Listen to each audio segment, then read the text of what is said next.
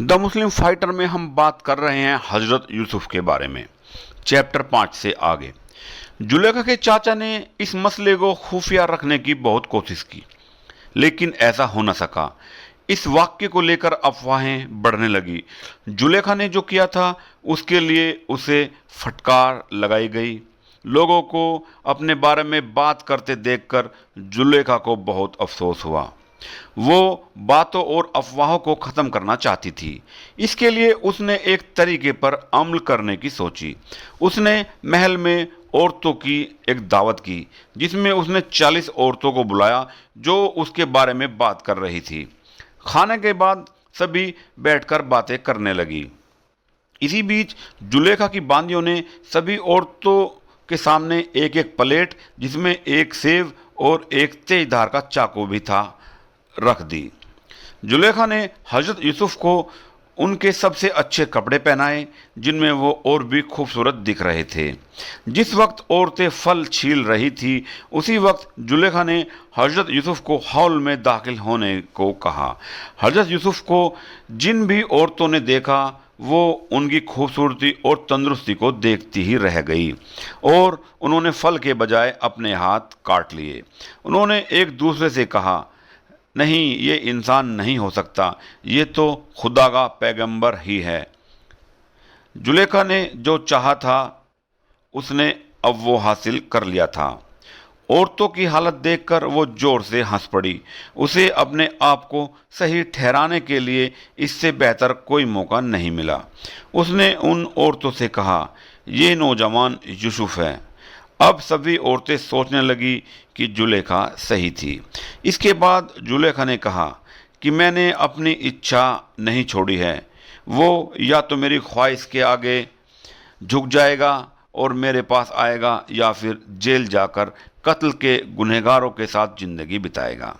उन औरतों ने हैरानी के साथ हजरत यूसुफ से पूछा, आपने जुलेखा जैसी नेक और खूबसूरत औरत की पेशकश को क्यों नहीं माना?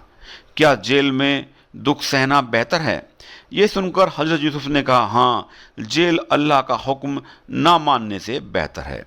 हजरत यूसुफ के पास अब दो ही रास्ते थे, जिसमें से उन्हें एक को चुनना था। या तो वो अपनी ईमानदारी और इज्जत खोकर अपनी परवरिश करने वाले और सभी की नज़रों में बदनाम होकर जुलेखा की पेशकश को स्वीकार कर लें, या फिर वो दुनिया की सभी खुशियों को छोड़कर अल्लाह की मर्जी से जेल चले जाएं।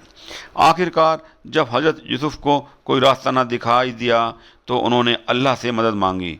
ऐ मेरे रब, वो जेल जिसमें वो मुझे बुलाते हैं, वो मुझे इस गुनाह के मुकाबले में कहीं ज़्यादा पसंद है। जब जुलेखा ने महसूस किया कि वो मामूली तरीक़ों से हजरत यूसुफ को पाने में कामयाब नहीं होगी, तब उसने उन्हें जेल भेजने और उनसे भीख मंगवाने का फैसला किया। उसने अपने शौहर से कहा, मैं इस लड़के की वजह से बाहर नहीं जा सकती। हर कोई मेरे बारे में बात कर रहा है। यूसुफ को जेल में भेजो ताकि लोग सोचें कि यूसुफ गुनहगार हैं। इससे वो मेरे बारे में बात करना बंद कर देंगे। इत्फिर जानता था कि हजरत यूसुफ बेगुनाह हैं, लेकिन वो अपनी बीवी को मना नहीं कर सका।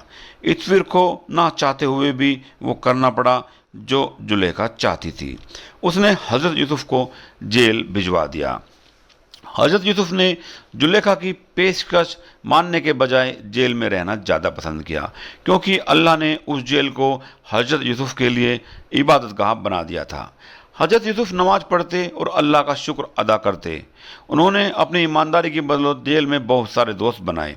हजरत यूसुफ को जेल में एक ही परेशानी थी कि उन्हें नमाज का वक्त नहीं पता लगता था, क्योंकि जेल में अंधेरा था और वक्त का पता नहीं चल पाता था। इसलिए अल्लाह ने हजरत यूसुफ को घड़ी बनाने की हिदायत दी। इस तरह हजरत यूसुफ दुनिया में घड़ी बनाने वाले पहले शख्स बने, जिसके बाद घड़ियाँ मिस्र से दुनिया भर में फैल गई। हजरत यूसुफ यकीन और सब्र के पहले मुजाहिद थे, जो बेगुनाह होने के बावजूद जेल में बंद थे, क्योंकि उन्होंने सही रास्ते से हटना मंजूर नहीं किया। उनकी तरह सही रास्ते पर चलने वाले इस्लाम के कितने ही मुजाहिदों को उन्हीं की तरह बदनाम करके उन पर इल्ज़ाम लगाकर परेशान करने की कोशिशें हुई, लेकिन उन्होंने जेलों को इबादत गाहों व दीनी तालीम के इदारों में बदल दिया। हजरत यूसुफ को उन लोगों का वारिद माना जाता है जिन्हें नाइंसाफ़ी से कैद किया जाता है। आपको हमारे दुआ की जानकारी कैसी लगी हमें कमेंट में ज़रूर बताएं और हमारे चैनल को सब्सक्राइब करें। आदाब।